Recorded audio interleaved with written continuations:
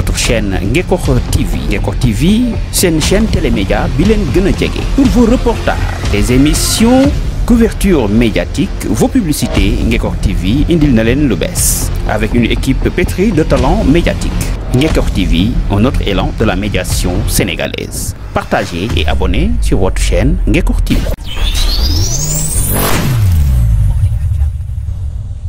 waaw asalaamaaleykum Sénégal asalaamaaleykum mbokki département de Mbour asalaamaaleykum mbokk commune bu Ngekokh di leen nuyu di ziar ak di jox kenn ku ci nekk wàccuwaayam tey nuyuwaale nag sunu mbokk ci diaspora bi ci jàppale gi ak nemmeeku gi nga xam ne yéen a koy nemmeeku li nga xamante ne moom mooy Ngekokh TV di dolli waat rek di ziar ak Ngekokh nag ak li ko wër yëpp tey nag ñu ngi fii ci studio wu Ngekokh TV dalal nag gan gu màgg macha allah di politicien boo xam ne kenn dootu ko fi werante wala bokk kenn dootu ko présenté muy Youssoufa Seck di coordinateur ACT bu ñu nee ACT nag ñu gën ko xam ci parti bi nga xam ne moom mooy parti Alliance pour la citoyenneté et le travail bu ñu ko waxee aussi ku nekk xam nga ne ki nga xam ne moom mooy kilifa gu mag gi di Abdoul Mbaye di doom ci feu Kéba Mbaye doon professeur ñooñu nag muy famille boo xam ne kenn dootu leen présenté ci wàllum politique moom ko fi teewal nga xam ne membre la du conseil national bi waaye aussi coordonnateur la ci biir Ngekokh fii nga xam ne fii la juddoo fi la yaroo waaye aussi di jeune bu engagé nga ñu koy gis ci lu bare bare ci lu xam ne luy taxawal Ngekokh la lu demee ne développement Ngekokh ak ci yenn manifestation yoo xamante ne day taxaw di jëmmal ak di xeexal waa Ngekokh ñu di ko gën a xam ci Youssoufa Seck ñu ngi lay nuyu nga présenté wu ak chers téléspectateurs ak internetu Ngekokh TV. Merci beaucoup soxna Gnilane ñu ngi lay nuyu bu baax a baax di kontaan ci ñëw ci chaîne bi di Ngekokh TV. Donc di nuyu mbokku internautes yëpp en tout cas di nuyu toute l'équipe de la chaîne Ngekokh TV. Merci beaucoup ñu ngi lay fay yow aussi di rafetlu sa teewaay ndax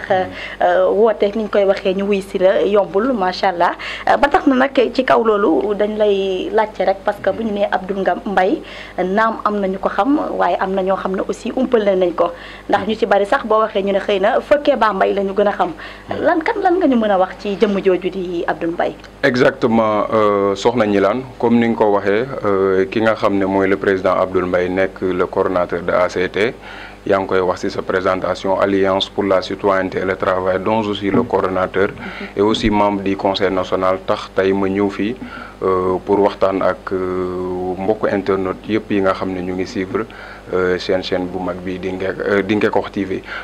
comme ni nga ko waxee Abdoul Mbaye présenté ko yaakaar naa warul nekk lu compliqué parce que suñ déparé ci ki nga xam ne moom mooy waajuram muy feu le juge l'éminent juge Kéba Mbaye nga xam ne tey ba léegi histoire da koy rappelé surtout ci waxam yu mag yooyu nga xam ne ay enseignement la woon mu yëkkati woon ko fële ci université Cheikh Anta Diop bu Dakar doon wax par exemple ci tey li nga xam ne actuellement moom la ñuy dund ci Sénégal muy corruption muy les mauvais comportements muy valeurs yi nga xam ne en tout cas c'est des valeurs ancestrales yoo xam ne tey dañu nemmeeku ne Sénégal ñu ngi commencé di ko perdre donc tey kooku mën nañ waxaat ne moom mooy ki nga xam ne mooy papa yi ki nga xam ne mooy actuellement le coordonnateur de ACT Abdoul Mbaye moom it présenté ko yaakaar naa du doon aussi lu compliqué parce que la génération future war nañ ko xam parce que 2012 yàggul c'est récent bi nga xamee ne moom la actuel président de la République Macky Sall yëgsee ci boppu réew mi mooy ki nga xam ne moom lañ njëkkoon tabb ki nga xam ne mooy premier ministre am ba gannaaw mu def 1 an 6 mois donc muy war a nekk daanaka 17 mois yoo xam ne accompagné na ko ki nga xam ne mooy président de la République ñu daal di liggéey gannaaw sa bi aussi mu daal di génn gouvernement bi ci la entre temps mu créé li nga xam ne mooy parti politique bii di ACT Alliance pour la citoyenneté et le travail. Le travail macha allah di incliné wu encore une fois ci mémoire défunt boobu nga xam ne mooy feu Kéba Mbaye ni nga ko waxee rek di défenseur bi nga xam ne moom mooy des droits humains ñu gënoon ko xam ci xeexal Sénégal ba léegi rek dañuy desandi ci parti boobu la. waaw parti boobu lan moo ko tax a jóg di dëggantaan lan mooy ay mission am wala lan mooy ay objectif am. effectivement comme ni ma ko rappelé sànq maa ngi wax ne le président Macky Sall moom la njëkk a def ki nga xam ne moom mooy premier ministre gannaaw bi mu ñëwee ci boppu nguur gi ku nekk xam na ne premier ministre mooy ki nga xam ne moom mooy en tout cas yor lépp li nga xam ne ay doxalin la ci gouvernement bi donc c'est lui moom mooy nekk njiitu membre gouvernement bi donc kon yaakaar naa kooku dina jàng lu bëree bëri ci li nga xam ne mooy doxalinu état dina am aussi aperçu ci gestion étatique donc yaakaar naa tey loolu moom moo tax bi mu génnee ci gouvernement bu Macky Sall kon ñu njortu ne war na am loo xamee ne si nii moom moo ko war a pousser si mu mettre en place un parti politique parce que ku nekk xam na ne yore parti politique yombul parce que le Sénégal n'est pas un petit pays il te faut des moyens n'est-ce pas il te faut aussi en tout cas ay vision yu claire ak ay mission yoo xam ne nii tey wala ay objectifs yoo xam ne boo ko waxee sénégalais dinañ la may nopp bàyyi la xel donc yaakaar naa loolu mën nañu wax ne lenn la ci motivation yi parce que aussi mbir boo ci nekkee su fekkee amoo satisfaction te tey kenn terew la pour nga ñëw jël sa place ci mbir moomu pour en tout cas loolu nga yaakaar ay rëq-rëq la nga daal di koy matale loolu yaakaar naa amul lenn loo xam ne ni problème war na si am donc loolu moom moo tax bi nga xam ne génn na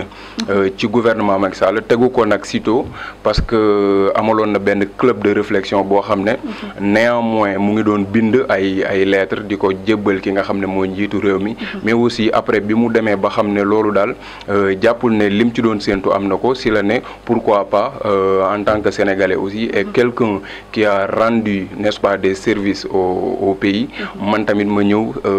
daal di samp sama ndënd jël place bi nga xam ne je le mérite très largement pour jéem a en tout cas xool naka laay rehausser le Sénégal. waa ci kaw loolu macha allah def nga indi nga réponse bu am solo ci li nga xamante ne moom mooy Abdoul Mbaye waaye da nga nag wax léegi ci nekkum ca gouvernement am ak nam ca génnee waaye dafa am loo xam ne sénégalais dañ ko cee wax maanaam ba mu nekkee ca biir macha allah daanul wax waaye dafa génn rek commencé attaquer li nga xam ne moom mooy gouvernement Sénégal ak Macky Sall ak ñoñam loolu lan nga ko war a mën a jàngatee sëñ Youssouf. waaw exactement parce que mbir tamit aussi boo si nekkee comme niñ koy waxee mën na am mu am fóotum biir donc am na yoo xam ne nii warul di nekk loo xam ne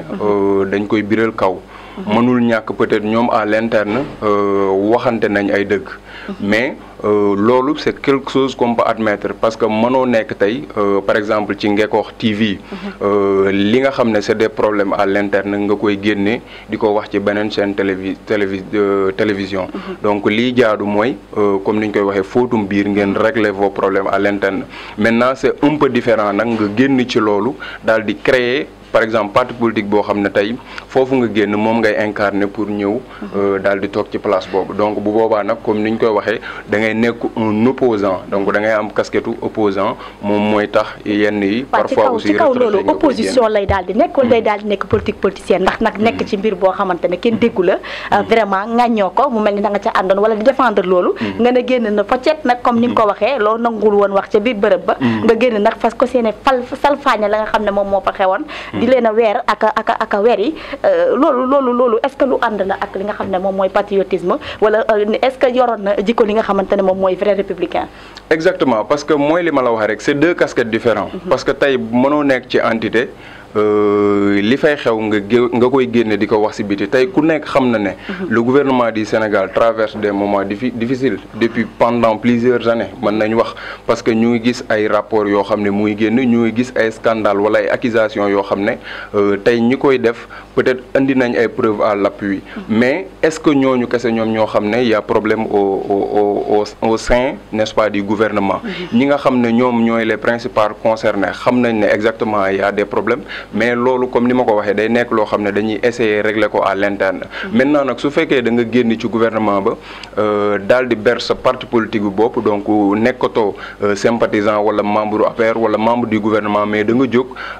pour place boobu nga xam ne gouvernement bi tey moom la nekk yow nga ñëw fa boobu nag bu boobaa casquette opposant ngay am donc loolu la ñuy wax une opposition, donc l'opposition et le pouvoir. Donc tey boo nekkee ci pouvoir bi yenn yu bëri nag mën nga ko xam mais tu gardes pour toi bien vous gardez pour eux. Mais maintenant boo ci génnee da ngay changer casquette yor casquette opposant donc nekk dans l'opposition ku nekk nag xam na ne opposition sax au lieu ñu koy jàpp ne mbir la boo xam ne dafay sooxal gouvernement, au contraire dafa war a nekk mbir boo xam ne dafa war a en tout cas vulgariser le gouvernement. ñu xoolaat seen rëq-rëq yi nga xam ne opposition bi ñoom rôle rek la ñuy xool parce que ce qui est intéressant dans l'opposition mooy opposition d'habitude du ñu xool loo xam ne c'est du ñu xool ci côté positif u gouvernement, chaque jour il regarde n'est-ce pas du côté négatif. Loolu moom moo tax par exemple su ñuy wax les gens qui sont du gouvernement dañ leen war a prêter attention. Tey su fekkee ne seen nii wax nañ loo xam ne ni ñoom en personne sentir nañ ne lii c'est quelque chose boo xam ne daf leen permettre ñu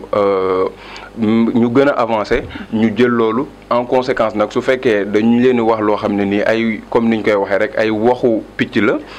ñu daal di koy dëgg. Mais maintenant bu ñu leen wax nag loo xam ne nii vraiment tey buñ ci defee taxaw seetlu mën na leen permettre ñu gën a changer doxalin loolu je pense mën nañ ko consommer. Tey bu ñuy wax opposition foofu lañ ko war a xoolee mais pas que ni ñoom dañuy wax rek pour yàq mais ñi jéem a yàqal wala ñu jàpp ne ñooñ dañ leen yàqal ñu xool exactement li ñu leen wax ba xam c'est positif pour vraiment ñu mën ci sukkandiku pour mën a changer doxalin. ba léegi rek ci loolu monsieur le coordinateur. lan ngay wax sénégalais bi wax Abdoul Mbaye du politicien Abdoul Mbaye amul maîtrise politique waaye technocrate la. waaw exactement xam nga comme sànq maa ngi koy rappeler le président Abdoul Mbaye ku ko xam ne banquier la te teel na dugg ci mbir moomu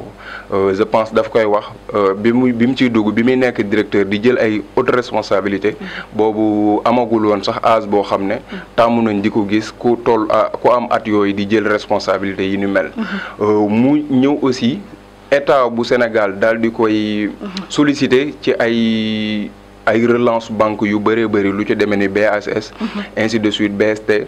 ba yooyu noonu yëpp nekk na ci liggéey ci ak état bu Sénégal pour jéem a xool en tout cas naka lay améliorer banque yooyu kon yaakaar naa kooku ku yàgg liggéeyal le Sénégal la. Mais li nga wax nag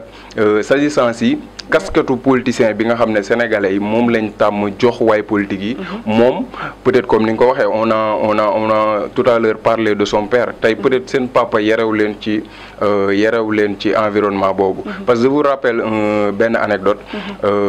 bi nga xam ne parti bi ngi woon ci ay début am 1 an 2 ans d'existence ñu nekkoon ci implantation di xool naka la ñuy def ba fépp daal foo xam ne nii sentir nañ ne parti bi war na fa nekk ñu nekk fa ñu ne dañuy fexe ñu monter benn comité au niveau de l'université Cheikh Anta Diop de Dakar. Mais il avait dit non parce que l'université c'est un temple du savoir. Donc loolu mu nekk lu ma marqué parce que moom jàpp na ne université dañ fa war a dem pour sàkku xam-xam université waruñ fa dem pour implanter fa politique wala di fa bind parce que loolu bokkoon na si ñu ne dañuy bind Abdoul Mbaye ainsi de suite il avait refusé catégoriquement ça. Donc loolu muy wane ne pratiquement moom vision bi nga xam ne am na ko ci politique bokkul ak la plupart des Sénégalais ni ñu jàpp ne waaye politique noonu la mel wala ni ñuy gisee tey yenn opposants yi statut boobu ñu koy am pour en tout cas mën a jëmmal seen opposition ci Sénégal. waa ci kaw loolu xam nañ na fi mu ne nii nag Sénégal wàllum opposition am na fi doole lool wala boog ñay xàcc ci ay wax ak ŋàññ di ko jëmale ci nguur gi bari na kon est-ce que war nga xalaat ne kon biir opposition boobu xëy na est-ce que nekkul looloo tax xëy na ki nga xam ne moom mooy njiit gi ci Abdoul Mbaye amu fa gëdd trop. oui exactement parce que. mooy li ma la wax rek malheureusement sénégalais dañu jàpp ne koo xam ne da opposant la wala koo xam ne way politique la ci boppam dafa war a nekk ku arrogant dafa war a nekk ku violent dafa war a nekk koo xam ne tey ci ay kàddu loo ko jox daf la koy delloo alors que pour lui demeewul noonu parce que bu ngeen xoolee il fait beaucoup d'interventions sur les réseaux sociaux te li muy wax daanaka des fois damay gis sax d'autres gens de l'opposition di ko jéem a attaquer parce que li muy wax loolu moom mooy dëggi taxawaayu opposant mais malheureusement ñoom dañu jàpp ne opposant dafa war a taxaw di saaga Macky Sall wala di ŋàññ rek sans pour autant parfois su gisee loo xam ne ni war na ko saluer mu saluer ko donc loolu c'est quelque chose boo xam ne moom mu ngi ci moom loolu moom moo waral pratiquement ñu bëri jàpp ne amul statut politicien c'est un technocrate c'est un bureaucrate alors que c'est pas ça tey xam naa ne en personne lui mën na am dara dara xañu ko pour mu am taxawaay yooyu ñooñu am mais moom moo jàpp loolu wala dans sa si éducation am nekkul noonu lañ ko yaree koo xam ne nii tey dafay xaawi sutura wala dafay wax nit lu ñaaw loolu jàngalew ko te jàngalu ko benn militant ak yaakaar naa politique mën nañ ko def ci ni ko yeneen pays di defee sans pour autant ñuy dégg yenn yoo xam ne day ñaaw parce que loolu noonu yëpp dafay répercuté waat si suñu jeunesse dafay répercuté waat sur la génération future bi nga xam ne ñoom ñoo war a ñëw incarner n'est-ce pas la politique sénégalaise dañuy jàpp ne politique xiiroo la ak ŋaayoo alors que c'est pas ça ay vision bu ñu àndee ñooñu dinañ mën a ànd mais s'il y a des visions donc qui s'opposent dafay nekk véritablement loo xam ne nii contraire rek moom mooy am ci gis-gisu doxalin yi. macha allah ci tontu bu leer boobu nga xam ne tontu nga ko ba léegi rek ku la wax nag comme ni ma ko waxee xam ne doomu Ngexoox nga. vraiment lañ la laaj nag ci parti boobu wax nga ñëw fii ci jaar commencé nga ci fekkee ba mbay ba ñëw ci ki nga xam ne moom mooy doomam ci biographie ak dundinam ci biir Sénégal. yow mi nga xam ne nag yaa ko teewal ci biir Ngexoox lan ngeen jot a teg yan jéego ngeen jot a teg ci biir Ngexoox fii. exactement comme ni nga ko waxee xam nga sénégalais dinaa si ñëw ñoom dañu tàmm benn mbir bu ko comme par exemple ñu wax fii dara rek bu génnee rek tout le monde va répéter la même chose loolu moom moo tax les débuts de Abdoul Mbaye étaient difficiles parce que je me rappelle bi ñu créé parti bi moins d'une année le président jël risque dem élection te daanaka àndul woon ak kenn la coalition Joyanti Sénégal loolu nag ñu bëree bëri jàppoon nañ ne c'était prématuré mais lui maa ngi fàttaliku toog na mu wax ko avant ñu dem élection yi ce qu'il visait c'était l'expérience pour que ñu dem élection am expérience savoir un peu comment s'organisent les élections mais aussi xam tey objectif bi c'est de devenir président de la République donc am na ay étapes yoo xam ne donc ko war a surpasser pour bu ñu yeggee ci étapes yooyu ñu mën ci jàll n'est-ce pas franchir ko très facilement donc loolu moom moo taxoon ñu demoon élection en 2017 maintenant s'agissant du parti fii au niveau de Ngexoox comme ni nga ko waxee pratiquement bi may nekk coordonnateur ACT yàgg na au début comme ni ngay wax rek casquette bi ñu jox Abdoul Mbaye ñu bëri dañ la doon naan voilà lui c'est pas un politicien parce que Sénégal xamewul politicien nii donc loolu moom moo taxoon au début c'était un peu compliqué mais n'empêche ñu ngi doon waslu suñu àq comme tey ni ñu koy defee ci jéem a xool modèle de structuration yi nga xam ne parti bi teg na ko ci suuf ñu koy jéem a appliquer fii au niveau de Ngexoox ci loolu implanté nañ parti bi am na ñu demal waxtaan organiser nañ fi ay activités du benn du ñaar ba tey jii ni parti bi mu ngi continuer di dund on a eu à travailler avec beaucoup de groupements de femmes defal leen ay formation gratuitement li nga xam ne moom lañ fa moom lañ leen defaloon formation muy saabu yeeg eau de javel yeeg yi si mel saa ñu pare formation dañ leen di bàyyi ak loolu pour au moins ñu jéem si entreprendre pour répéter la même action parti bi nag muy continuer di dox di lancer waat un appel ñëpp ñi nga xam ne pratiquement il salue la vision de Abdoul Mbaye mooy politique boo xam ne politique seen lay doon du nekk politique boo xam ne dañuy ŋàññante dañuy waxante lu ñaaw wala ñuy yàqante der comme on a l'habitude de voir aujourd'hui te loolu comme ni ma ko waxee dafay refléter sur la génération n'est-ce pas bi nga xam ne mooy la génération future parce que ils vont concevoir que la politique c'est ça alors que en réalité la politique c'est pas ça donc politique affaire de vision la comme ni ko Bougane di waxee affaire aussi de gentleman la donc yaakaar naa yu bëri on peut laisser passer objectif bi nga xam ne moom nga am tu peux l'atteindre sans pour autant n'est-ce pas nga dugg ci yenn yi aussi élection jot nañ ci dem coalition Idy 2019 je me rappelle boobu aussi maa ngi nekkoon ci pôle communication bi amoon fa aussi liggéey bu am solo coalition bi nga xam ne aussi moo nekkoon gox yu bees ici au niveau local élection yi ñu génn dem nañ ci donc on avait présenté nos éléments sur la liste. waaw ci kaw loolu sax am na ci benn question boo xam ne mu ngi ci biir parce que nag il faut que ñu laajte la ku wax commune di nga wax li nga xamante ne moom mooy municipalité maanaam li nga xam ne moom mooy mairie ba ci kaw loolu ak jéego yi nga wax yëpp jot ngeen ko teg ci biir commune bi ak liggéey bi nga xamante ne jot ngeen ko fi indi ak li nga xamante ne parti bi mu ngi koy doxal à la base comme indi ngeen ko ci biir commune bi est-ce que am nga lu leen taxawal maanaam ci wàllu municipalité am ngeen fa taxawaay am ngeen fa ay ndaw wala nu mu demee noonu daal ci kaw biir municipalité ba. oui exactement merci beaucoup parce que comme li ma doon wax rek évaluation ci élection yi nga xam ne jot nañ ko dem bi si mujj mooy élection municipale yi nga xam ne génn nañ ko de passage di féliciter le maire bi nga xam ne moom la yàlla def mu faluwaat di encourager aussi ñi nga xam ne demoon nañ si yàlla def sont pas sortis victorieux di nuyu ki nga xam ne moo nekkoon suñu leader muy le coordonnateur de gox yu bees Anta Mohamed Diallo comme ni nga ko waxee moom lañ àndaloon ci élection yi gannaaw aussi bi ñu jàppee ne suñuy gis-gis dafa méngoo ci loolu aussi ci liste yi bokkoon nañ ci ñi nga xam ne pratiquement ñoom ñoo doon defar liste yi amaloon nañ ci ay suñu ay membres yoo xam ne bokkoon nañ ci liste ba notamment kenn génnoon na ci mu nekkoon deuxième liste proportionnelle bi muy Juma Sène actuellement mu nekk conseiller municipal donc yaakaar naa tey loolu rek c'est un pas benn parti boo xam ne c'est un parti jeune suñu première participation ci élection municipale GIE ci comité électoral bi ma jiite donc le pôle communication yàlla def ma doxal ko on peut pas dire que le bilan n'est pas satisfaisant parce que ku gis la coalition gox yu bees au niveau local mu xam ne réussir na ne dem nañ ko muy élection dëkk bi am nañ fa conseil municipal pratiquement y a d'autres partis on ne peut pas nag di leen kii mais yàlla def na ñun on est un petit parti te xeex nañ loolu ba daal di koy am fii au niveau local loolu ba daal di koy am waaye boo gisee xëy na li tax xëy na leader boobu nga wax ne xëy na moom ngeen dawoon nekk ca ginnaaw wala boog moom ngeen àndaloon ndax politique nag noonu la c'est des coalitions est-ce que nekkul tak nag seen parti bi li mu néew doole fii moo tax xëy na amul li ngeen ko apporter maanaam lu ngeen ko dollil ba tax ne mu nekk ca 3e position après ki nga xamante ne mooy naturellement le chef de l'opposition muy Malick Gueye. Oui, exactement, mais on peut comprendre que c'est tout à fait naturel parce que aussi ki nga xam ne moom lañ àndaloon muy le coordonnateur de gox yu bees Anta bii moo nekkoon première participation élection locale et si on revisite l'histoire il y a pas un candidat qui a fait une seule participation et avoir par exemple le nombre de voix qu'il a eu à avoir donc tey suñu gisee am na bureau de vote boo xam ne moom moo ko gagné soit je sais pas benn wala ñaar boo xam ne nii mu ngi annoncé benn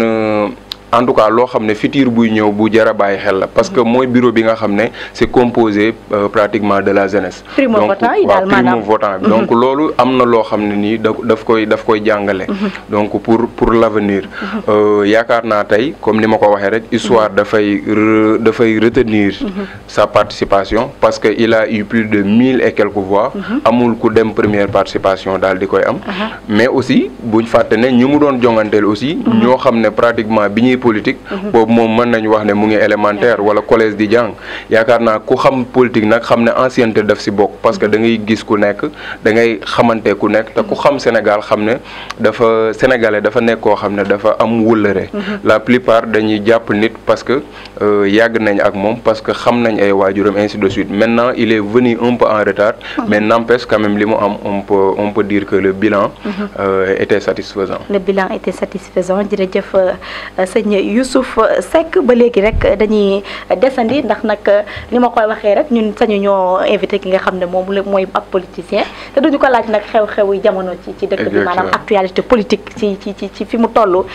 sénégalais yu bari seen xol yi wala seen xel yi di ñux-ñuxi classe su ñilaan gi moom tiit nañ ba bëgg a takk seeni bagage génn réew mi lan ngay wax ci loolu. oui exactement di fàttaliku rek bala ñu ciy àddu bu baax a baax kilifa gi nga xam ne mooy maam Abdou Aziz Dabakh parce que yàggul dara ñu ngi doon wax ci li ni mel ba ci doon xaw a ŋàññ ay kilifa diine yu bëree bëri par rapport ak seen position mais li may faral di wax rek ci samay waxtaan ak fu ma mën di nekk bu ñuy wax ci wàllu woowu dama leen di wax ne il faut comprendre que ki nga xam ne mooy kilifa diine kooku kilifa diine lañ wax te diine dafa am loo xam ne daf ko wax ci njiit donc ñoom loolu noonu la ñuy essayer de faire comprendre aux populations le début mais les gens ne comprennent pas parce que tey ku fi yàlla teg soo ko jéemee galgal yenn galgal yi wala ngay jéem a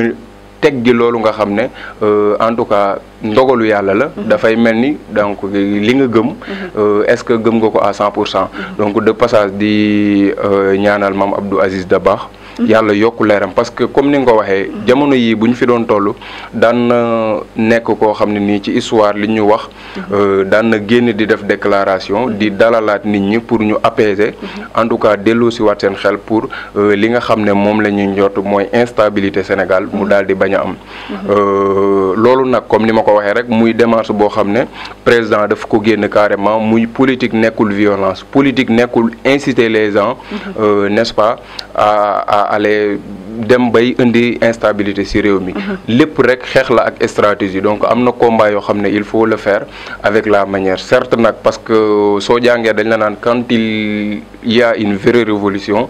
pour qu'il y ait une vraie révolution plutôt il doit fortement y avoir des morts mais loolu ay wax la rek te wax moom lépp mën nañ ko dindi yaakaar na tey buñ jiitalee suñu xel ak suñu xalaat on peut organiser des combats comme ni ko président di waxee il faut que l'opposition se réunisse ñu créer un comité bi nga xam ne ñoom ñooy porter le combat parce que tey mënuñu ne ay opposants la ñuy xeex ak benn nit ñu bëgg a xeex en dissociation il faut qu'on se regroupe même bu fekkee tey élection admettre nañ ku nekk daal di dem mais aussi am na combat yoo xam ne dañ ko war a àndandoo organiser ko pour essayer de vaincre l'adversaire. ci kaw loolu aussi dañoo war a associé wu pour combattre kenn ki nga xam ne moom la ñuy xeexal waaye est-ce que tam gisoo leen ne foofu dañuy citer non directement yenn leaders yi nga xam ne ñoom ñoo nekk ci opposition bi gis nañ ci ay kàngam yoo xam ne Khalifa Ababacar Sall ñu ngi def politique depuis ci xale di ay homme d'état ak ñeneen ñoo xam ne ràññee nañ leen ci Sénégal est-ce que nekkul dañoo ti ak ñoom Abdoul Mbaye ñi nga xam ne seen xam-xam dafa macha allah ñëpp xam nañ ko ci réew mi est-ce que tam da ngeen na tekk rek bokkatu ci ginnaawam ba mujj gi dafa nangu lépp aaki moo ko di dogal ak dindi ci turum opposition bi waaw xam nga politique tamit dafa nekk démarche parce que tey ku nekk gis na ne le parti Pastef au sein de la coalition Yewwi ñoom ñooy le parti leader quoi qu'on puisse dire parce que loolu aussi dafa am loo xam ne nii moom moo leen ko may am na loo xam ne aussi mënuñ ko ñàkk bañ a wax parce que Ousmane Sonko stratégie bi mu jël ci politique dafa nekk stratégie bu efficace parce que dafa fekk période boo xam ne nii la jeunesse est assez présente ci Sénégal donc tey boo doon xool ndaw ñi di nga compter pourcentage boo xam ne bu jéggi dayoo lay doon te la plupart ne s'intéressaient pas à la politique maintenant lan la waroon def ba ñu intéressé aussi politique donc c'est cette question qu'il a compris moo tax mu jaar ci yoon boobu noonu ba tey il a eu à gagner la sympathie de la jeunesse mooy gëmloo leen ne ndaw dafa war a am courage pour dénoncer certaines choses parce que beaucoup de politiciens ils savent beaucoup de choses mais n'osent pas dénoncer lui quand même ce qu'il a compris di dénoncer di wax ay magu yoo xam ne ça yu dans l'état ak aussi mooy bu ñu fàtte li nga xam ne moom moo ko génnee trésor ainsi de suite donc yooyu noonu yëpp bokk na ci ay stratégies yu efficaces yoo xam ne amal na ko ba tey mu essayer convaincre cette frange importante de la population muy la jeunesse moo tax tey ji combat am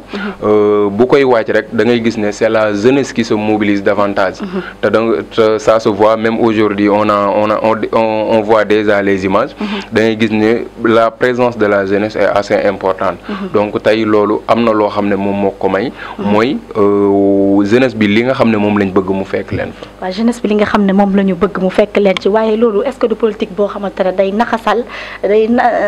li nga xam ne moom mooy sunuy institution ak di leen néewal doole ndax na ma koy defee ci ñi ko ñenn ñi di ko jàppee wala yéen d'accord ngeen en tant que opposant comme ñoom ci comme moom ci doxalin bi nga xam ne mu ngi koy doxalee. waaw ci loolu damay ñëw rek ci benn point boo xam ne notre leader et candidat muy le président Abdoul Mbaye defoon na ko sortie boo xam ne defoon na polémique ci Walf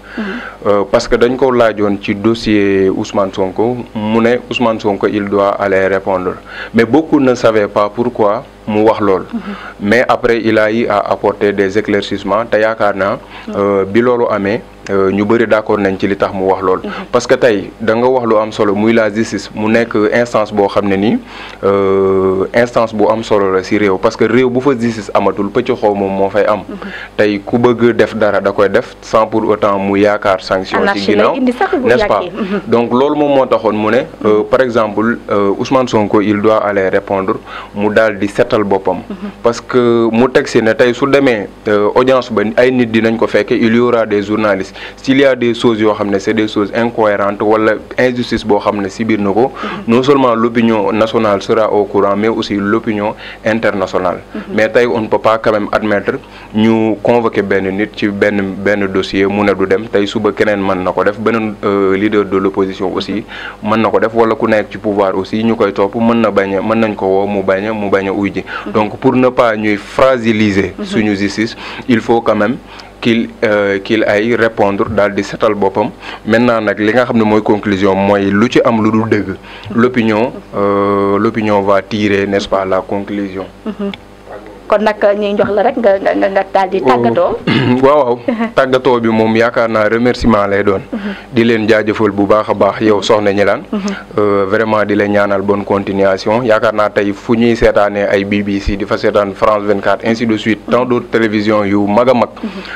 dañ leen di suivre mais xam naa ne. li nekk si yow aussi amaana mu ëpp sax li nekk si ñi may gis wala ngeen tolloole di la ñaanal bonne continuation. merci beaucoup di ñaanal aussi la télévision mu daal di màgg ba tey fu ñu dégg télé yu gën a mag Sénégal ñu leen fay dégg kilifa gi aussi jëwrin baara di suñu grand boo xam ne Ngekox lui doit des honneurs parce que il a beaucoup fait pour Ngekox donc di leen ñaanal bu baax a baax ak aussi suñu technicien bi suñu technicien bi c'est la régie voilà il faut le remercier c'est la régie donc di leen jaajëfal bu baax a baax di aussi remercier ñëpp ñi nga xam ne bàyyi nañ ñu xel ci émission bi jërëjëf ñun aussi jàngat nañ ci njàngat yu bare yoo xamante ne naam ab gone politicien la comme ni ñu koy waxee macha allah waaye yàlla dénk na ko ci ay ndombal tànk am na taxawaay fi nga xam ne fi la juddoo ak fi la yaroo fi la màggee te fi la yeewoo kon nag mbokk yi noonu lañ ni def jox leen dig daje ci yeneen i plateau yoo xamante ne dañ ko amal fii ci seen chaîne leader muy Ngekox TV.